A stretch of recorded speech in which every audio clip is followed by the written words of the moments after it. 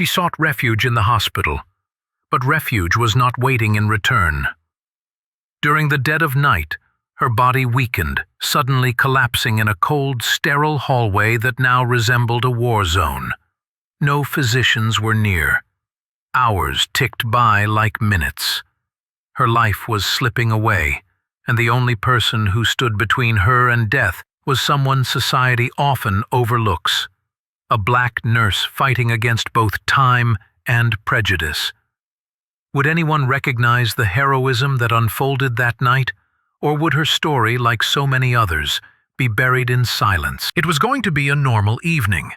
Margaret, a matronly woman with a polite smile and respectful reserve, had arrived at the hospital earlier in the evening for what promised to be a minor health crisis.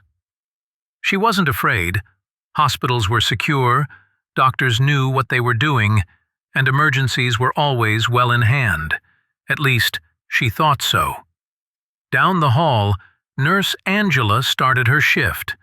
She'd worked there for years, moving down the same antiseptic corridors, tending to patients who too often looked beyond her scrubs and saw only her complexion. The work wasn't merely a job to Angela. It was survival in a world where she needed to prove twice that she was worthy of being considered equal. The hospital at night was quieter, more desolate. Machines whirred quietly, and the sound of footsteps echoed to seem like miles away. The majority of senior staff had departed, with just a few nurses remaining to stand guard. Margaret reclined into her bed, having no idea the walls of security she had come to rely upon were on the verge of falling. And Angela, so far away from the praise she was owed, did not know she would be probed in a manner that would cost someone his life, or bring to light her sole hope in the darkness. The first hints of trouble arrived quietly. Margaret stirred in bed, holding her chest as a stabbing ache radiated through her torso. Her breathing became shallow, her skin pale. She pushed the call button, but the minutes ticked by eternally. No doctor came. No voice responded. The monitors beeped in warning, ringing out like the sound of alarms at midnight. Angela, on her rounds, saw the light of the monitor first. She burst in and found Margaret gasping, her body shuddering with each collapsing breath. In that moment, training took over. She sounded the alarm, but there was only silence. The majority of the staff had gone home for the day, and the ones who stayed were mired in red tape, proceeding slowly when seconds counted. Angela knew what she needed to do. She laid out emergency protocols, chest compressions, oxygen. But before she could grab supplies, she was held back. An older orderly stood in the doorway, arms folded, his eyes weighed with uncertainty. "Wait for the doctor," he grumbled, his voice thick with dismissal. It wasn't a request. It was a command. Angela's heart was racing. She had heard it before. "You're just a nurse. Don't overstep." But tonight, the words were knives. Each lost moment brought Margaret closer to dying. Angela tried one more time, urging that they had no time, but the man's glare turned cold. "If you blow this, it's on you." His implication was unmistakable. If she took action and it didn't work, she would be faulted. Not the hospital, not the system, her. Margaret wheezed, her eyes fluttering closed. The monitor screamed louder. Angela felt a weight on her chest for this moment. She thought of staff meetings when she'd been ignored, of patients who'd asked for someone more qualified, just because her skin didn't fit the vision of authority they trusted. And now she stood, alone, and the only one to step up while others delayed.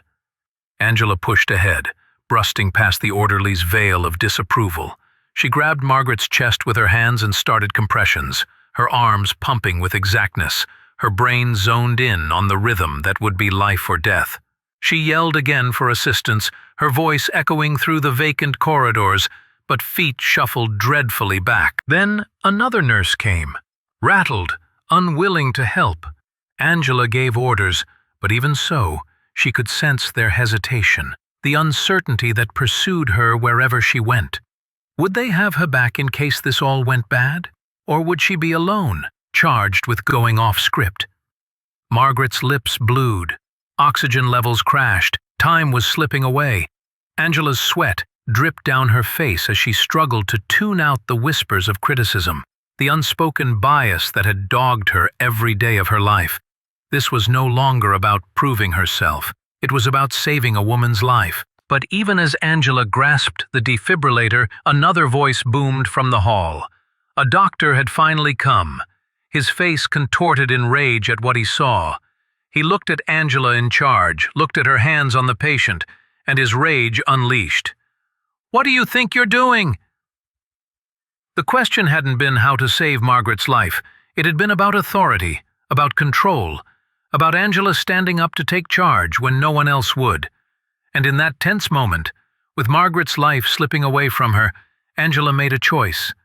Back down and live with the guilt that she might have prevented the death, or challenge the very system that was against her. The doctor's voice cut through the frenzy, cold and accusatory. "Step away," he growled, his dominance echoing through the room. Angela hesitated for a fraction of a moment, her fingers still pinning Margaret's chest, her thoughts racing. She could sense the angry gaze on her, the orderly, the other nurse, even the specter of the system that had always questioned her. In their gaze, she was not a professional battling for a life. She was a black nurse transgressing her station. But Margaret's body had a different tale to tell. Her pulse was weakening, her chest hardly rising. One more delay and she would have lost her life. Angela's arm ached as she kept compressing, going against the instruction that bellowed in her ear. The doctor rushed nearer, his rage ignited, not at the developing crisis, but at the presumption of a woman like her stepping into control. Angela yelled back, her voice shaking with urgency. "If we wait, she dies." Her words seemed to disappear into the clinical air. The defibrillator hung at her elbow, and in that instant she had to choose. Obey the chain of command that had always relegated her to the side, or obey her vow to save a life, no matter the consequence. Her finger hovered over the switch. Margaret's chest was heaving, a strangled gasp struggling to survive. Time was all but gone. Angela felt every last remnant of fear, every wound of prejudice bearing down upon her. Yet she felt the weight of something more. Her responsibility, her humanity. She pushed the button. The shock coursed through Margaret's body, raising her up from the bed before throwing her back down. The monitor wailed. The room became silent. Every eye was on Angela, not with faith but with suspicion. And then, the monitor flatlined. For an instant, the first heartbeat in what felt like an eternity, the room was still, until a tiny blip resonated from the monitor, then another.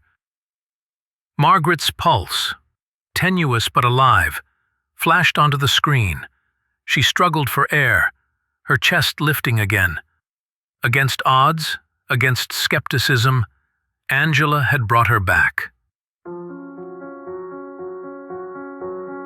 But instead of gratitude, Angela was hit with accusation. The glare of the doctor said it all. She had overstepped her bounds. Gossip ran through the staff, some admiring her courage in hushed voices, others wondering if she had gambled too much. Margaret's family, upon arrival, saw only the woman who had rescued their relative. But inside the hospital, Angela understood that the tale would be different. This is the bitter burden of racism in spaces designed to heal. Even when a black nurse saves a life, the question isn't always, "How did you do it?"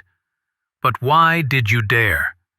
Angela's hands, the same hands that brought breath back into Margaret's lungs, were the same hands that people attempted to bind with doubt and prejudice. And still, she chose to act. She chose life over silence. In that moment, she became what the system refused to acknowledge, a hero. Margaret survived the night. Angela walked away with no medals, no recognition, only the quiet knowledge that she had done what was right. But her story lingers because it asks us something uncomfortable. How many lives are lost in the seconds wasted by prejudice? How many heroes go unseen because of the color of their skin? This was more than a tale of a nurse and a patient. It was a reflection on society, reminding us racism doesn't always yell in the streets. Sometimes it whispers in the hospital hallways, in the seconds where waiting can be deadly.